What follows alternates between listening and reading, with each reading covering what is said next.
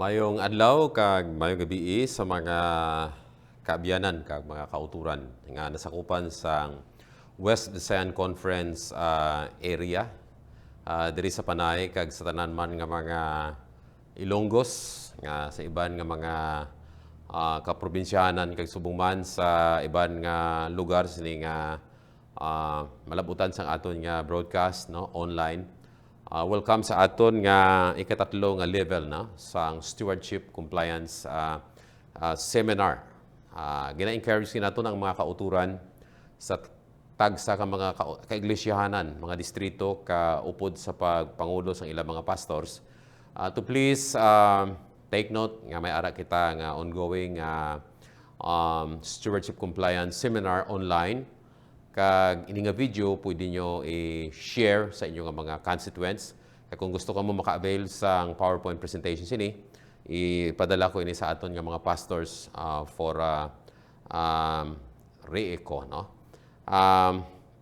Inapasalamatan taman ang SSD no? In the person of Elder Sacol, no? Kag si Pastor Dinoy sa CPUC sa Cebu. Who gave us a copy of these materials no, for compliance. No? Welcome sa aton nga pagtuon kag ang aton nga tema sining episode 1 for level 3, stewardship is a lifestyle, no? A lordship. Di siyempre kung may steward, may ara nga Lord, no? It is a relationship between the steward and the master or the Lord, no? Okay, so mayroon kita bagong definition. Okay?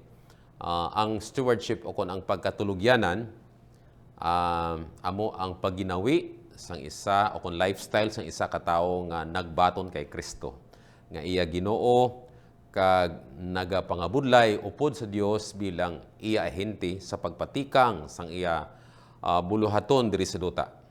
So makita naton mga kauturan, ginbutang dira pagginawi o kon pagkinabuhi sang isa ka Kristohanon nga may buhi nga relasyon kay Kristo kagkaron na nagapangabudlay siya kaupo ni Kristo acting as his agent, no, to manage his affairs here on earth.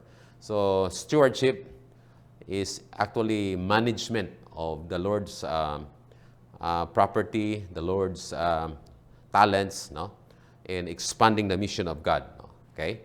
So, mayroon kita friska nga definition mga kauturan. Stewardship is what? A relationship to Jesus, no? And it is about management of His work on earth, no? May apat diri ka P. Okay? Kung sa government pa, may ara kita nga 4 Ps. So, ang aton nga lecture karon nga hapon, hindi government 4 Ps, kundi stewardship 4 Ps, no? Ang una nga P, amo ang ginatawag nga pagpasakop. Ikaduha, amo ang pagpabilin. Ikatatlo, amo ang paghatag. Ikataapat, amo ang pagserbisyo, no? So, bilang mga tulugyanan, our goal is to develop a habit, no? A lifestyle of submission to the master. We always say, yes, Lord. We always say, I will do, Lord. No? I will go, Lord. No?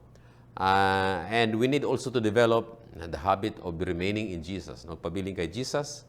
And we need also to develop the attribute of the Lord, which is very generous, to become benevolent giver. No? Dapat kita magmahinatagon kag ina.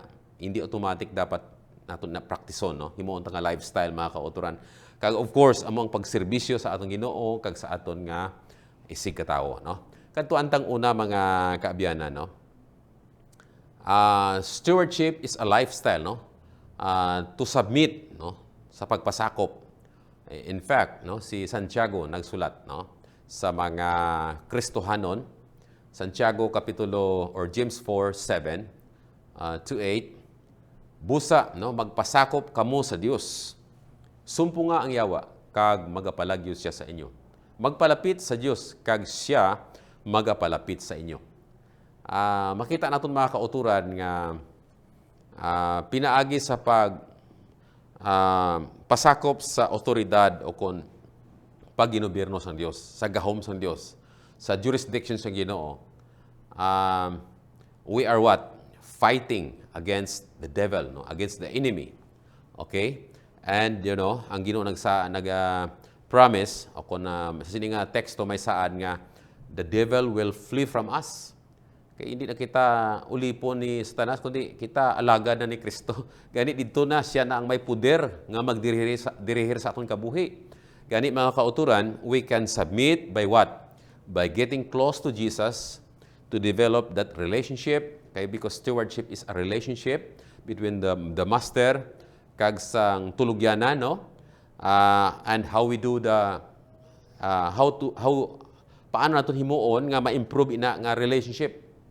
Pinaagi of course sa pagpasakop, sa pagpangamuyo, sa pagpamalandong, kag sa paglikaw sa sala, kag paghimo sing maayo, of course, in participating or sa pagpartisipar sa bulaton sa Dios as faithful stewards. So, makasubmit kita mga kauturan. Let's make that as a goal of our lives, no?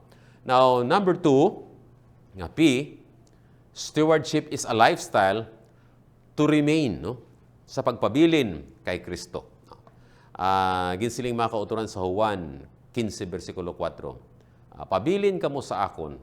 Okay? Kag ako magapabilin sa inyo. Imagine that. Ang tagsa kasanga, hindi siya makapamunga sa ako galingon. Magluwas lamang kung magpabilin siya sa puno o kung sa obas.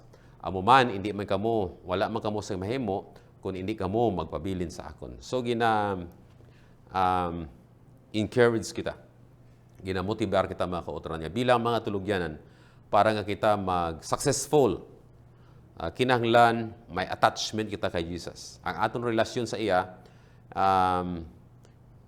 constant because the word abide comes from the Greek word meno, means constant, no?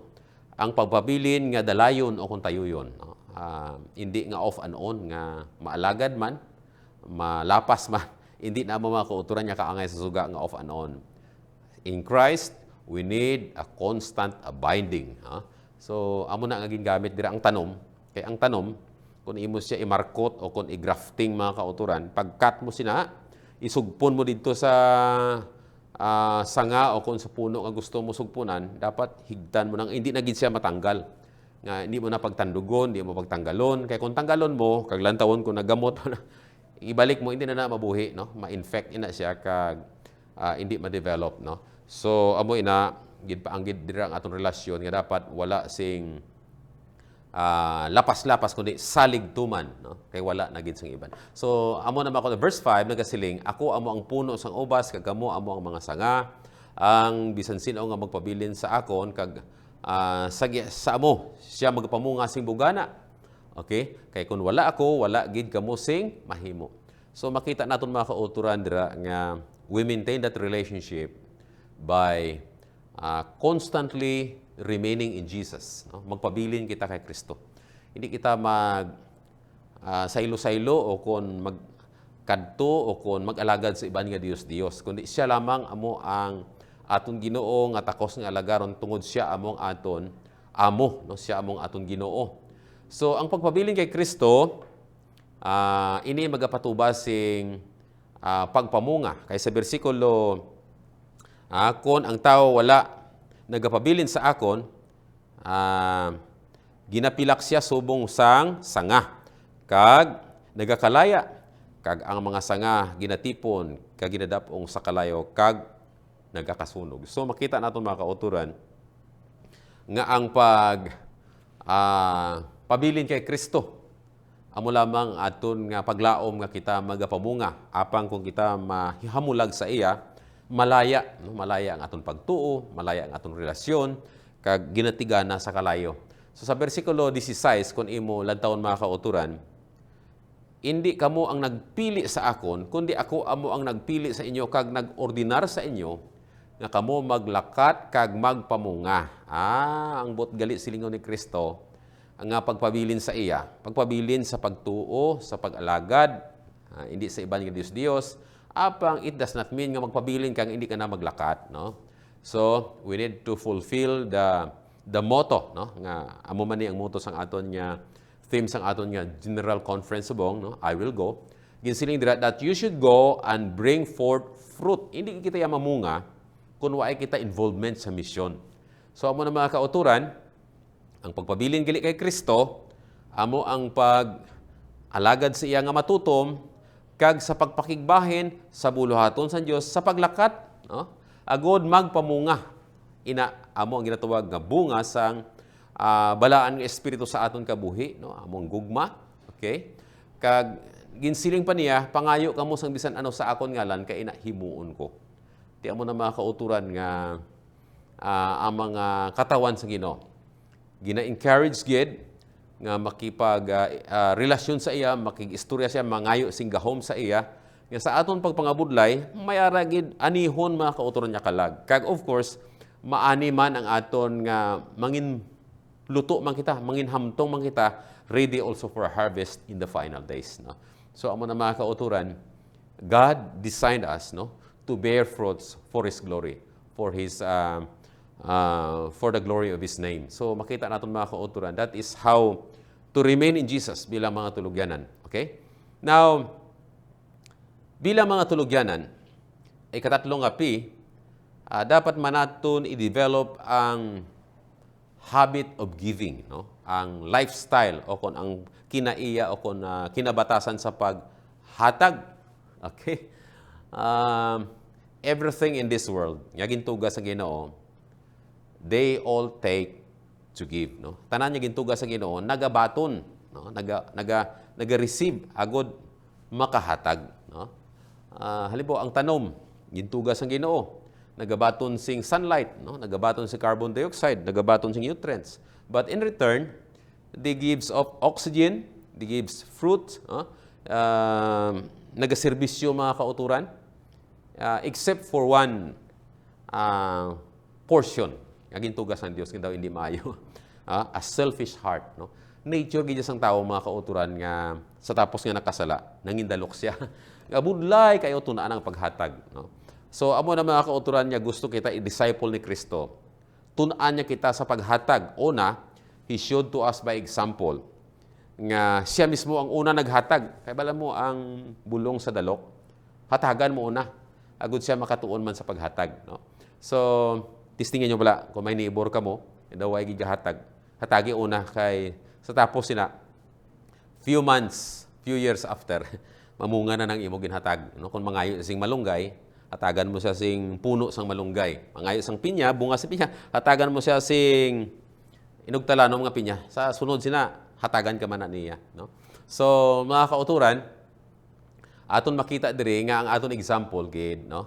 God is our example of giving. Kita mo na sa John 3:16. We are reminded, no? For God so loved the world, no? Amo na hatag kita bangon nagahigugma, no? Ang Dios nagahigugma sa aton. So paano? He gave His only begotten Son. Because love gives, no? Ang gugma, ang tutuon niya Dios no yung gugma, nagahatag. So ina nga gugma, amo nang sili sa Ginoo higugma ang Dios sa bugos mong kaugalingon. The same love mga kauturan. Dapat ihatag mong bugos sa iya. Iya man ina. But, Christ is our example.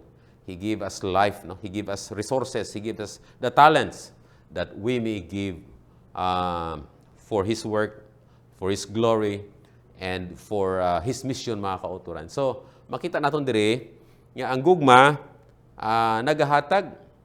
Tawa ini si Jacob nga, ngalan niya palang dalok na, no? Jacob means usurper. Mahakog, bawas niya hakugan kagid. So Jacob, that's man. That's us, mga kauturan. Amo na nga kinulbaan siya, nalagyo sa makot, kinapoy sa palagi. Amo nagali kon may sala ka, purti ang kahadlok mo because sin separate us from God. So Jacob one day, he deceived his father, no? He took the blessings. He deceived his brother, no? He took the birthright, no? So makita natin mga kauturan nga akig ang iautod sa iya. But he ran away for his life until nga nagingkapoy sa dito, nakaagi sa Bethel mga utod. Natulugan siya. Pero ang Ginoo, it doesn't mean kung makasala kita, way na siya nagahigugma. Palangga gihapon kita sa Ginoo. Our sin does not change the love of God. In fact, ang iya gugma naglabot sa makasasala, no? So, ari mga kauturan, God sent angels. Jacob, kung nahadlokan ka, ara akong angels niya. Nagabantay si Imon. Nagpakita ang Diyos, pinagi sa palananawon, kag nag-istorya sa iya, niya Jacob. Kaya hando mo giman niya i-bless ko ikaw. But in a proper way, no? Pakamayuhon ko man ang nagapakamayo sa imo, pakamalauton ko nagapakamalauot sa imo, proteksyonan ko ikaw, pabistihan ko ikaw, tub-tub, nga mag-abot ang panahon, nga ikaw magapauli, nga may kalinong sa puluyan sa imo amay. Pagkabugtaw ni Jacob, mga kauturan sa Genesis 28, versikulo 22, ginsiling dira, niyan si Jacob naghimo sing saad, no? Aring promise ni mga kauturan, nga kag nagsiling kon mag-upod ang Dios sa akon, kag magbantay sa akon sa sining dalanon nga akon ginalaktan, kag maghatag sa akon sang tinapay nga kaunon kag panapton nga ikasuklob. Sino gahatag? Ang Dios. Anong isiling niya sa versikulo 21? Sa bagay nga magabalik ako sa paghidait sa balay sang akon amay, niyan. Yeah. Ang Ginoo mangin akon Dios. Wow. Terrible, no? So naghimo sa sing isa ka saad o kun katipan sa Ginoo, God shall be my God. No? And then in verse 22, Kag ining bato nga akon gintukod nga haligi, mangin balay sang Dios. Kag sa tanan nga ihatag mo sa akon, sa tanan nga ihatag mo sa akon, Ginoo, ihatag ko ang ikapulo sa imo. Amo na mga kauturan. Masiling ka, akon ina ikapulo. Sino nagsiling imo ina? Iya ina sang Dios nga ginhatag sa imo. Ginatistingan lang kita mga kauturan kung bala anong attitude ta, dalok kita o kung nagbago ang aton batasan. Sa siningat time, si Jacob daw naglain ng iya batasan. No? Sang una, nagahuna-una lang siya sa tanan nga butang iya. But this time, nakarealisar sa sang iya nga sala. No? And hearing the voice of God, that God is not selfish, that God is a loving and caring and generous God. Nahuya naman lang siya. Mga kauturan, he made a promise to God, Ginoo, kung hatagan mo ako sini, kag proteksyonan, kag bantayan ako sa akong dalanon, until I will come home in peace, din sa tanan nga ihatag mo sa akon, panana, maghahatag ako sang ikapulo. Mga kauturan. So, ikapulo, amo nang iya mga kauturan nga promise sa Ginoo, kay siyempre naka-learn sa kay Abraham nga iya lulo nga naghahatag masing tithes, no? O kung kay tatay niya nga si Isaac. So, makita naton diri that, giving is being, planned and promised to God. No? Di mga kauturan, pwede man kita makahimo sing bag-o nga katipan. Kung sa una, medyo mahakog kita, tanantang kinitaan daw, medyo gamay lang ang ginahatag sa Ginoo. Let's be faithful to God. No? Let us develop the habit of giving. No? In fact, we need to make a promise. No? Okay? Kay siling pa sa Binuhatan 20:35, bulahan pa ang paghatag sang sa pagbaton. It is more blessed to give than to receive. Ano nga blessings? Blessed man ang nakabaton. Pero ikaw nga naghatag, mas bulahan ka, kaya hindi ka halatagan, ikaw ang nag-share. Kaya kung halatagan ka, siyempre nagahigda ka na, gabalatian ka na, kaluluoy ka, kaya siyempre recipient ka. But, pero kung naghahatag ka, bagon gin-bless ang Ginoo, you are blessed tungkol na-develop mo ang habit of giving, and through you, God's work or other people were blessed, no? So, amo nang siling sang Ginoo, o kung hambal sa Ginoo kay Abraham, and in thy seed shall all nations of the earth be blessed. So, ginhambalan sa Ginoo si Abraham, nga hindi ka dapat magdinalok, no? Nga imo kaliwat, tudloan mo gugid nga mangin mahinatagon, no? That all nations will be blessed, no? So, paano kita mangin blessings? Magbulig kita, no? Maghatag kita, subong nga kita nakabaton sing blessings sa Ginoo, no? So, ari mga kauturan, ang paghatag, bulong sang pagkadalok. Di kung medyo dalok kita mga kauturan, the antidote for that, no? Ang antibiotic sina is giving, no? So, makita naton mga kauturan nga giving or love gifts, no? It is an expression of gratitude. Kung grateful ka, of course, one way to express your love is through giving, no? We are agent of transforming grace. Giving is our response to God's giving. Okay? Naghatag kita tungkol, nag-response kita sa una, amo ang Diyos naghatag sa aton. Ano pa? An implementation of the partnership with God. Ginkilala ta nga ang Ginoo partner naton, no? Walking in partnership with Him. And then working from God's abundance rather than humans' scarcity. So, stewardship is a lifestyle, no, to give, no. Ari ang ginsiling diri mga kauturan, giving for the necessity of the saints, no. Sa time ni Apostle Paul, Ellen White made comment on this, no. Ang paghatag for the cause of the saints, no. May mga kauturan kita nga mga pigado, makaluluoy, okay? And for the advancement of the kingdom of God is preaching practical sermon, okay? Isa ini siya ka wali sang practical nga sermon mga kauturan. Kung ikaw naghahatag, bisa nagahipos ka lang sa iglesia, daway kagad gagahod, kung may alamutan, naghahatag ka. No? Pag-agi sang sibot dira, sang puyo-puyo dira mga kauturan, o kung you give. Pero budlay ganing kung medyo dalok-dalok ka, kaya nga naman, amo pa ganitong magahod, no? Amo pa itong nagareklamo. Pero lantaw ang Ginoo mga kauturan. Like a lamb to the slaughter. Before his shearer, he opened not his mouth. So, sang ginhatag ni Kristo ang iya kinabuhi. Why gid siya nagkumod? Why gid siya nagreklamo, mga kauturan? So amo na kung kita nagahatag, we need to emulate the character of Jesus. Hindi mo gani pagpabalo ng imo tuo nga kamot o kung wala nga kamot when you give, no? Okay, no? Which testify that those who give have not received the grace of God in vain. No? Atong mga nagahatag, wala nila nabaton ang bugay sa Dios nga sa walay pulos, kundi it is a living example of an unselfish character, which is, after the example of Christ, has great power upon men. So makita natin mga kauturan nga we copy the example of Jesus Christ of benevolence and selfish love, no? By giving everything for us. So kita mga kauturan, we are showing and we are preaching a practical sermon when we develop the habit of giving, no? Giving, mga kauturan. Those who do not live for self, atong mga tao nga hindi dalok, nagkabuhi sila hindi lang para sila kaugalingon, hindi para sila kaugalingon kundi para sa iban, will not use up every dollar meeting their supposed wants. Ila huna-hunaon kag intindihon paminsaron nga ang ila kinitaan hindi nila pag-ubuson ang tanan nga dolyar o kon piso sa ila kaugalingon nga mga kagustuhanan. And by supplying their conveniences, but will bear in mind, ilagid ibutang sa ila huna-huna, that they are Christ followers. Ibutang ta sa huna-huna nga kita mga sumulod ni Kristo, and there are others who are in need of food and clothing. So as you receive your blessings, your income, hindi ta paghuna-unaon nga, baklon ko ni, amo ni project ko, pero wala mo gin-include ang iban. Dapat, ibalik mong iya sa Ginoo, ibalik mong maghatag kasing imo love gifts, huna-unaon mo man ang iban.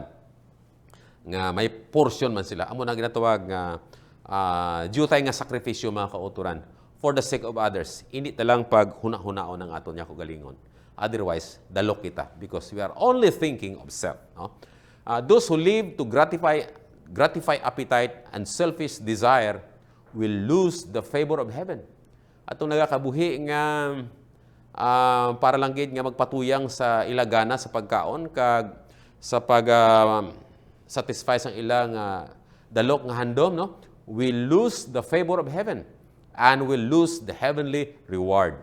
So madula naton ang langit nun nga bugay sang Dios, padya sang Dios, kung kita mga kauturan magdinalok nga ang atong kinitaan aton lang gid ko galingon. Way na kita nagpaminsar sa bulaton sang Dios, no? Let everyone show his faith by his works. Okay? Aton ipakita nga aton pagtuo. May binuhatan. No? Sa Council on Stewardship, page 29, nagasiling, wherefore show ye to them and before the churches the proof of your love and of your boasting in your behalf. No? Ellen White here was quoting Paul, no? Sa panahon sang iyang stewardship promotion about philanthropy, no, to supply the needs of the saints in Jerusalem.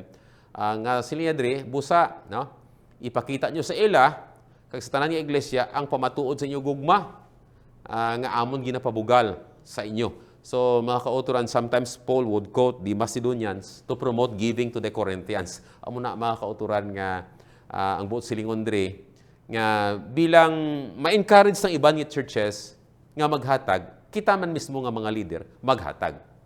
Now, bilang inyong pastor, mga utod, it's now more than, I think, mga 2 years, no, that we practice systematic benevolence, no, o kon plan giving, 10% tithes, no, and offerings, mga kauturan, and then, ang offering, wala abi siya sing percentage, no. We do not limit offering to 10%, but we can grow up to 100%.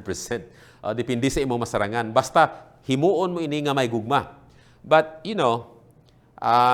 may mga buluhaton nga hindi mo pagkuhaon sa imong love offering. Dapat kuhaon mo sa imong nga savings. Halimbawa, mga special projects. Pwede ka maghatag, no? Kay may savings ikaw, no?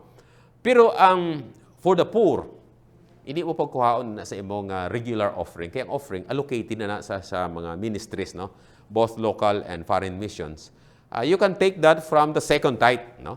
in Hebrew ginatawag ina siya nga maasyar rishon kag maasar shini, no? Ang first tithe, ang second tithe, para giniya sa mga imol nga kung sino to ang may bululigan, makabulig ikaw.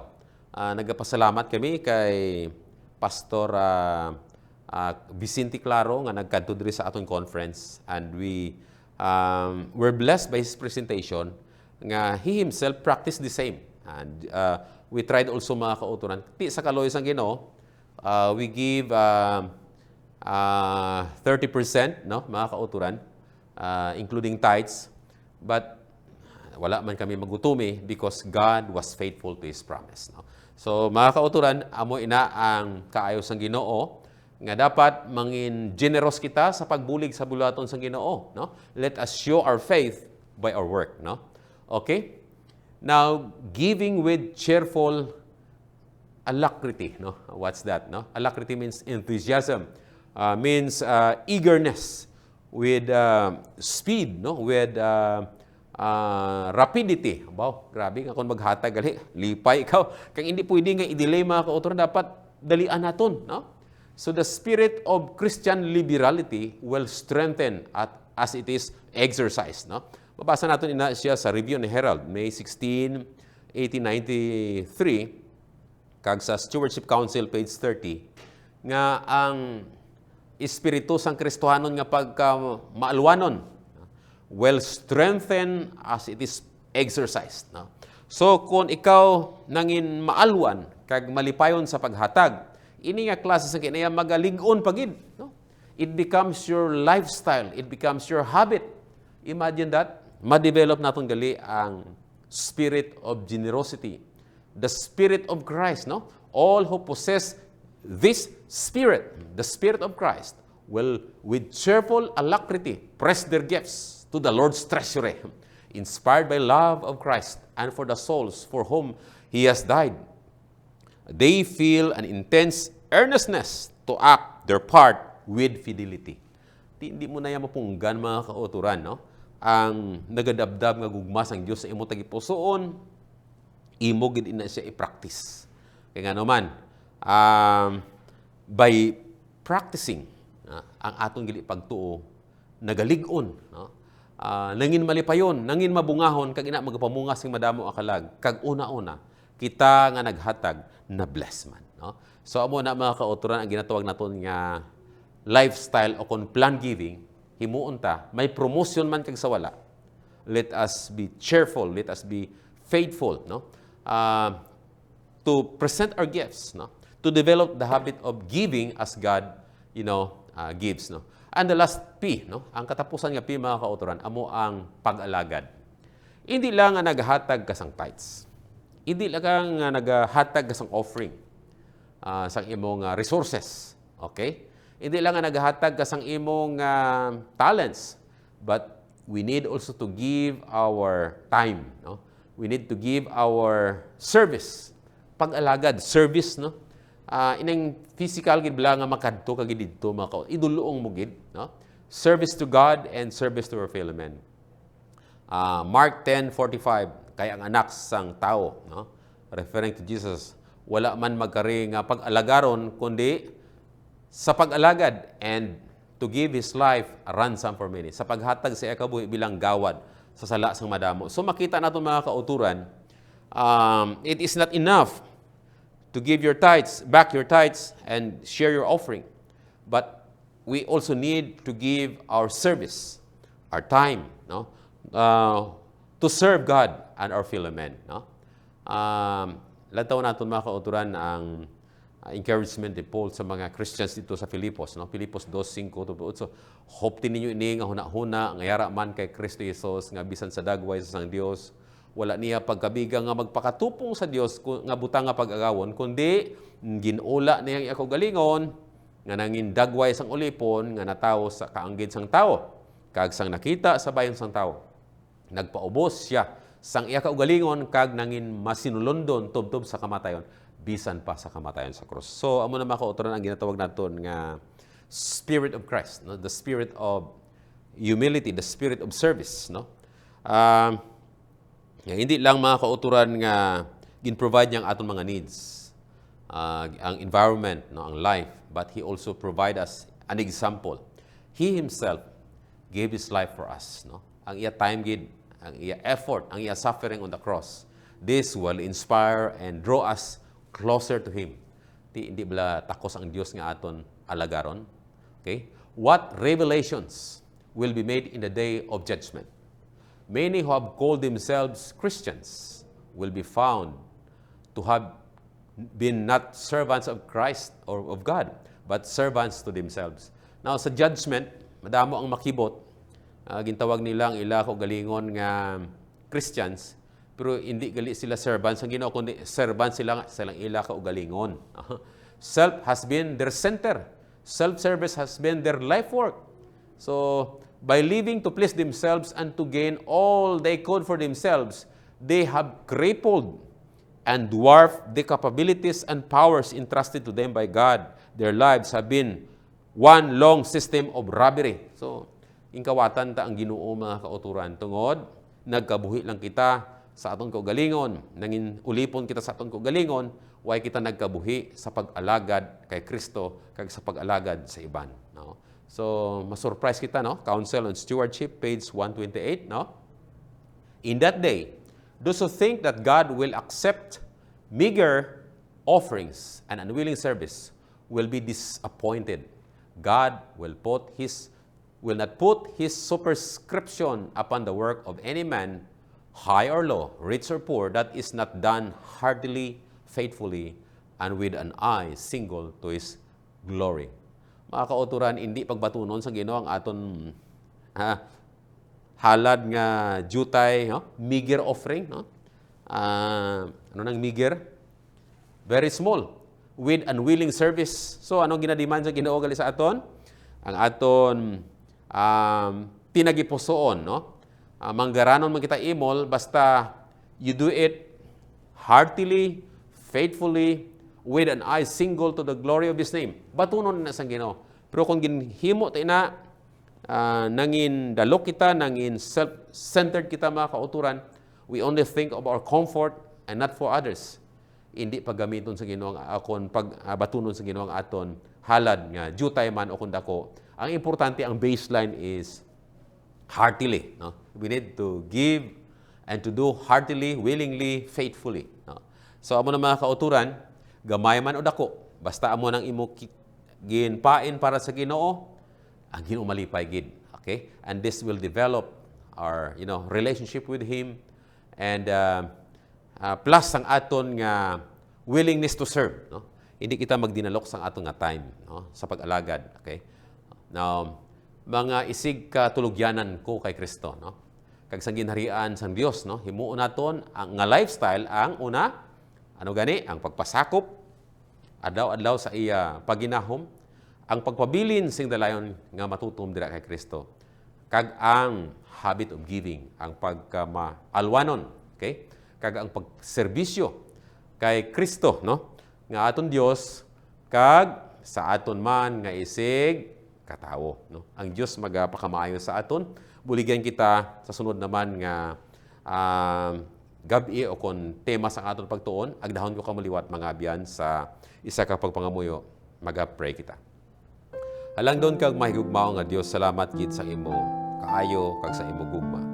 Buligi kami nga himo namon nga habit ang pagmahinatagon bilang imo mga tulugyanan, ang pagpabilin kay Kristo, ang pagpasakop dira kay Kristo, kag pagpangabudlay sa pag-alagad kay Kristo, kag sa imo bulhaton o Dios. Buligi Ginoo ang mga kaabyanan, ang tagsanamon ka panimalay nga kami makaangkon sing malipayon kag malinong kabuhi in spite sang lockdown. Help us, dear Lord, to remain faithful nga imo man i-bless kami, nga kami makabaton sa more blessings to bless others also. Thank you for this privilege of studying together. In Jesus' holy name we pray. Amen.